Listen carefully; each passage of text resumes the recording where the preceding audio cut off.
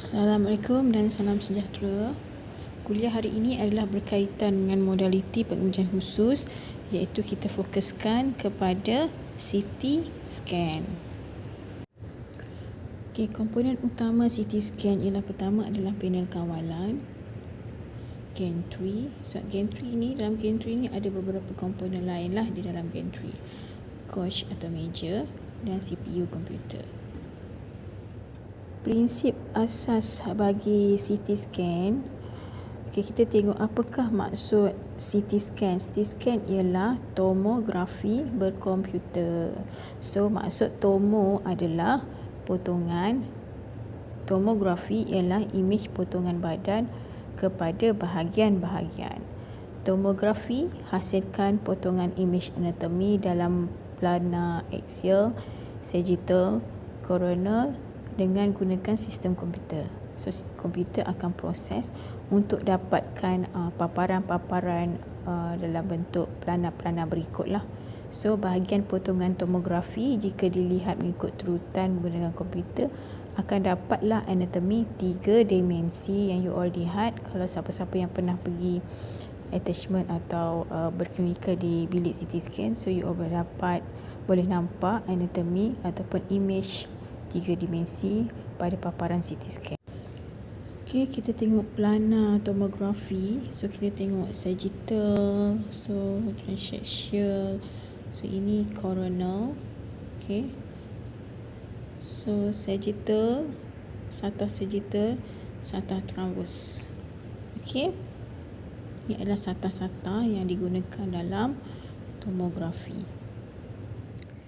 Prinsip asas pembentukan imej CT scan pertama adalah beam sinar X yang lalu pada badan pesakit akan diatenuasi oleh tubuh pesakit. Kemudian beam X-ray dikesan oleh detektor. Detektor akan tukarkan X-ray foton kepada sinar elektrik, which is signal analog. Signal analog akan ditukar dalam bentuk digital oleh ADC. Kemudian maklumat dihantar ke komputer dan bentukkan satu data digital. Komputer akan membentuk imej dalam kiraan algoritma. Kemudian imej yang terbentuk adalah dalam bentuk digital.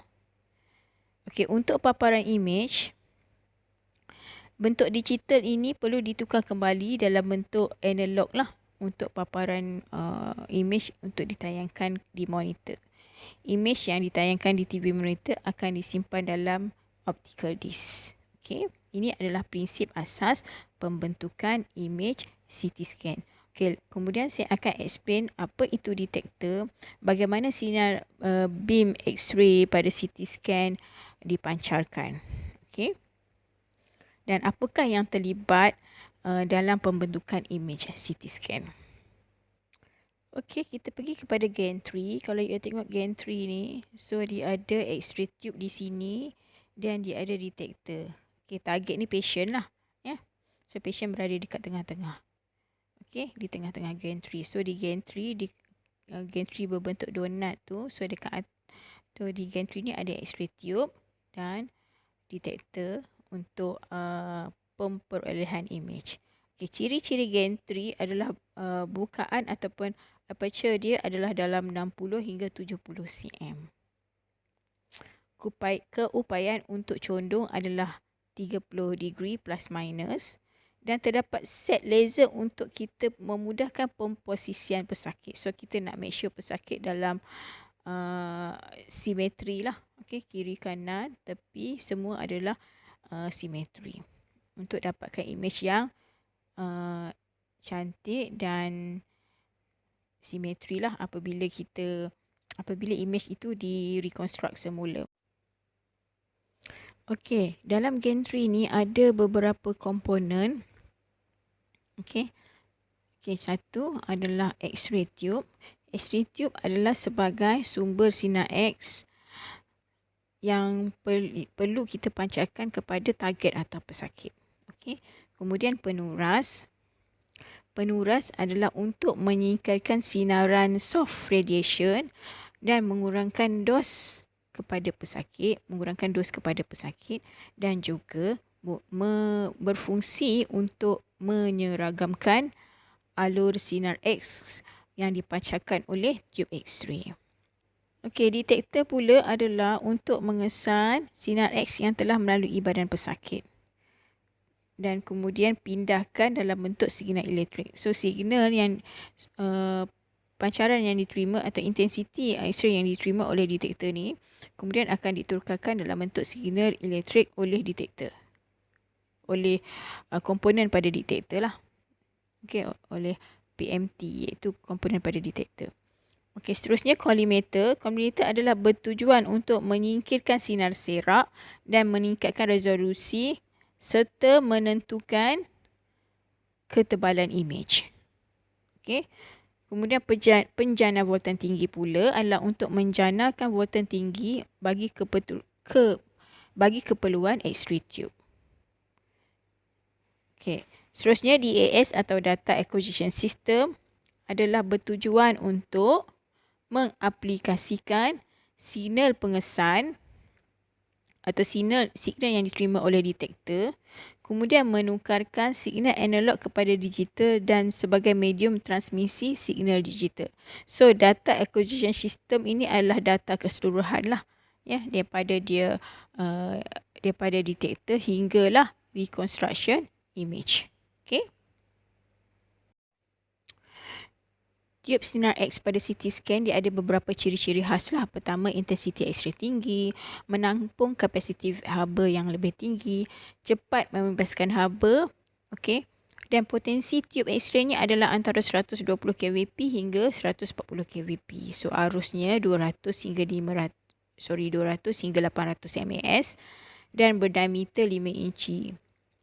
Okey, anode disk dia tebal lah disebabkan bebanan kerja yang tinggi pada dalam prosedur CT scan. Pencana voltan tinggi pada CT scan, okey, kalau dahulu kita ada voltan 3 fasa, kemudian ia bergatan dengan gantry. Reversal of gantry rotation adalah dalam 360 degree. So, dia digunakan dalam sekitar tahun 1980-an dan sebelumnya lah. Tapi sekarang kita guna 3 fasa yang berfrekuensi tinggi iaitu 30 hingga 60 kW. Okey, berada dalam gantry. Okey, kalau dulu dia berdekatan dengan gantry. Okey, untuk sekarang dia berada dalam gantry. Bersambung dengan X-ray melalui slip ring. Okey, dia bersambung dengan bersambung kepada tube X-ray melalui slip ring, ya. Ia kecil dan beroperasi antara 5 hingga 50 kHz. Okey, ini adalah penjana voltan tinggi yang sekarang kita gunakan dalam CT scan. Bagi detektor atau pengesan CT scan, pengesan CT adalah stable, boleh mengesan foton atau X-ray beam dengan pantas dengan julat dinamik yang besar. Okey. Perlu dikalibrasikan setiap bulan sebagai ujian kualiti keupayaan pengesan CT lah, supaya ia punya fungsi adalah kekal, okay, dan tidak ada masalah. So that's why kita perlu buat kalibrasi. Okay, detektor ada 2 jenis detektor. Detektor yang dimasukkan adalah detektor di gantry, detektor di sini. So ini X-ray tube X-ray, so bawah ni adalah detektor. So detektor di sini terdapat 2 jenis lah. Okey. Ada yang menggunakan gas field detector, ada yang menggunakan scintillation detector ataupun solid state detector. Okey. Okey, untuk gas field detector, so biasanya dia akan menggunakan kebok ion bertekanan tinggi xenon. Okey, respon yang sangat pantas di mana 50% kecekapan mengesan sinar. Okey. So kalau kita tengok dekat sini, setiap kebok adalah dia punya lebar 1 mm. So dia akan susun kebok-kebok di sekitar sini, So tengok gas xenon ni dekat kawasan situ. Okey. Dia kurang dia punya space antara kebok lah, less interspace septa. So dan kita boleh susun serapat mungkin dia punya detektor tu. Okey, susunan detektor tu. Okey. Okey, kalau kita tengok sini, sinar X akan masuk, kemudian dia akan detect. Okey. Kemudian dia akan tukar dalam bentuk cahaya, kemudian dia amplify, tukar dalam bentuk signal elektrik. Okey. Okey, seterusnya pergi kepada solid detector ataupun solid detector pembejalah, scintillation detector. So ada beberapa evolusi CT detector. Okey, pertama menggunakan bismuth germanate, kedua menggunakan cesium iodide, dan seterusnya menggunakan cadmium tungsten, ya. So untuk solid detector pepejal, kalau tadi untuk gas field detector, dia punya performance untuk menyerap sinaran adalah lebih kurang dalam 50%. Tetapi untuk scintillation detector adalah 100% lah, almost hampir 100% sinaran dia boleh absorb. Okey. So ia guna kristal di mana photodiode dilekatkan bersamalah. Dia detach dia photodiode ni dibina, build up bersamalah. Okey, dengan scintillator kristal. Okey, kristal ditukar. Kristal tersebut menukarkan sinar X kepada cahaya. Kemudian photodiode pula tukar cahaya dalam bentuk isyarat elektrik ataupun signal analog. Okey. So ini solid detector pepejal.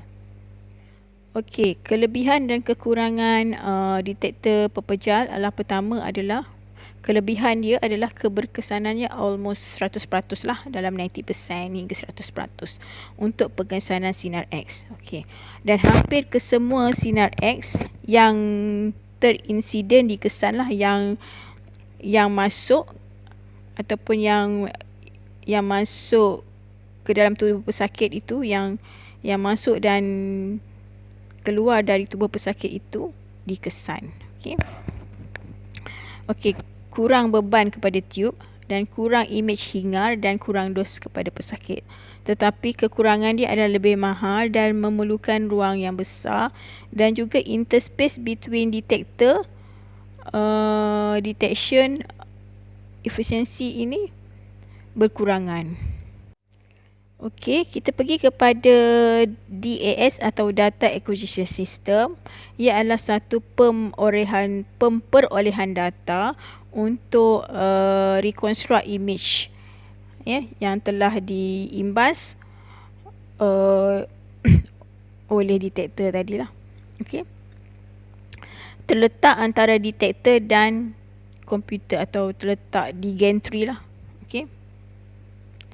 Fungsinya mengaplikasikan signal pengesan, menukarkan signal analog kepada digital, dan juga ia adalah satu medium transmisi signal digital daripada signal analog kepada signal digital lah. Dia adalah medium transmission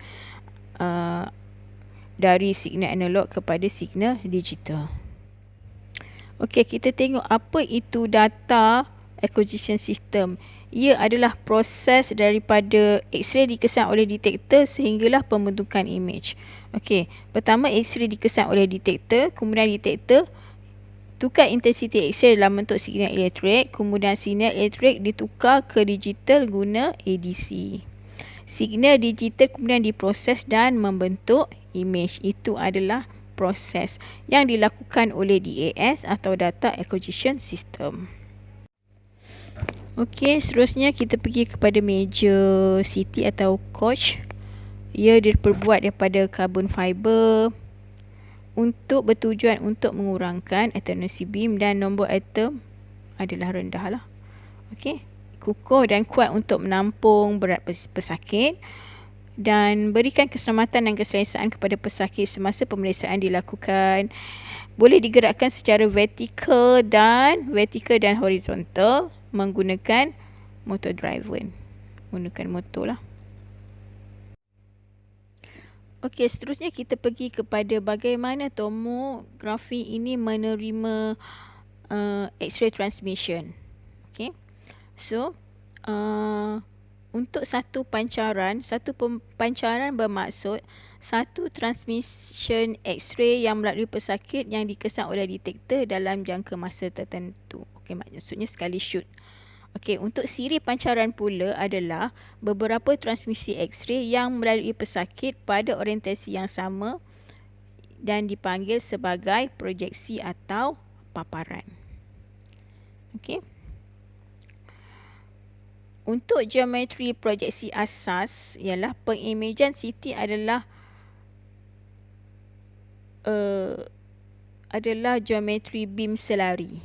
Okey, semua sinar dalam proyeksi adalah selari antara satu dengan yang lain. Okey, kita pergi kepada geometri beam kipas ataupun fan, di mana pancaran X-ray pada satu proyeksi ini mencapar dan berbentuk seperti kipas. Okey, kalau kita tengok kat sini.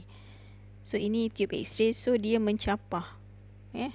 So, kalau kita tengok, ini adalah sinar alur-alur X-ray yang terpancar daripada satu tube X-ray berbentuk seperti kipas. Untuk CT scan moden, guna geometri beam kipas dalam proses penerimaan dan proses pembentukan image. Boleh dapat julat penuh 360 degree. Okey, untuk kita dapatkan satu proyeksi image, image yang penuh. So perisian CT scan akan proses sebahagian besar pengukuran transmisi yang melalui pesakit dalam posisi berbeza. So dia akan ukur dulu, dia akan baca setiap posisi, dia pusing, dia scan 360 degree, kemudian barulah dia boleh membentuk satu image. Proses penerimaan dalam satu image axis CT melibatkan 800 hingga 1000 pancaran, 800,000 pancaran sinar X, untuk hasilkan 800,000 transmisi.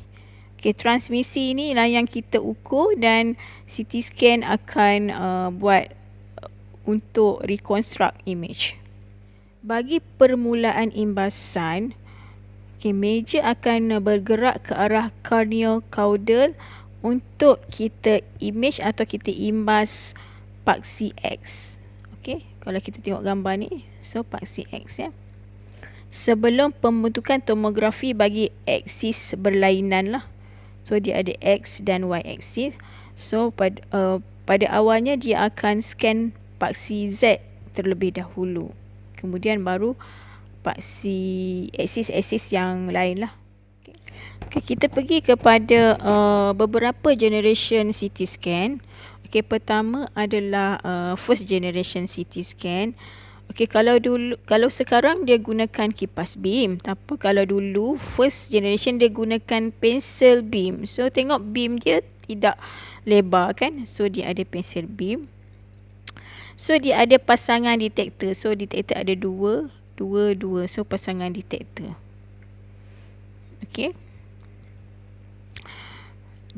Dia berputar. Ni. Contoh yang ni. So dia scan, kemudian dia translate. Dia rotate, kemudian dia scan, dia translate. Dia scan, kemudian dia translate, which is dia scan, kemudian dia dapatkan data, kemudian baru dia gerakkan, dia rotate, kemudian dia pancar, kemudian dia translate.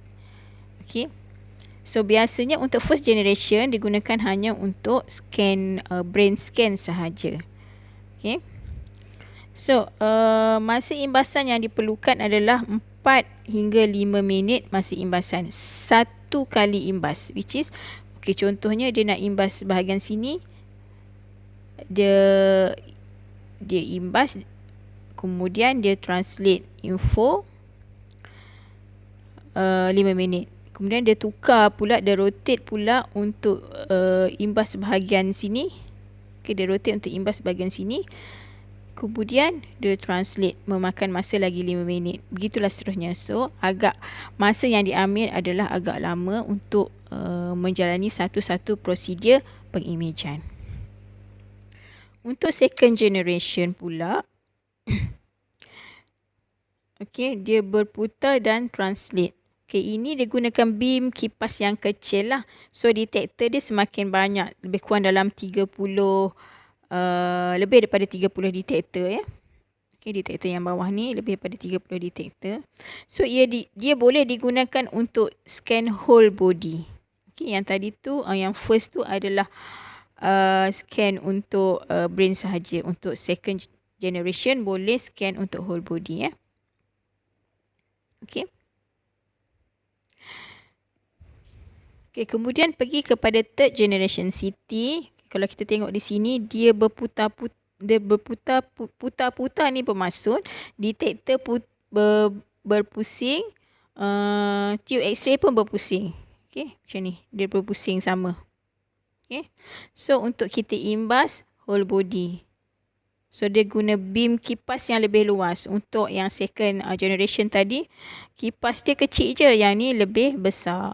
Okey. Okey, untuk fourth generation CT pula, kalau you all tengok kat sini, detektor ni, sekeliling ni adalah detektor. Detektor adalah pegun dan dia tidak bergerak. So dia ada satu tube X-ray di sini dalam bentuk kipas juga, fan beam. So yang ni akan bergerak. Okey. X-ray tube sahaja yang akan bergerak. Okay, yang ini lebih moden lah, digunakan di awal CT scan moden. Okay, untuk 5th generation CT ataupun kita panggil electron beam tomography, dia agak berbeza dengan yang sebelum ni. So dia ada targeting ring. So dekat ring tu, dekat gantry tu, ring tu adalah target. Okay, bukan tube X-ray. So, elektron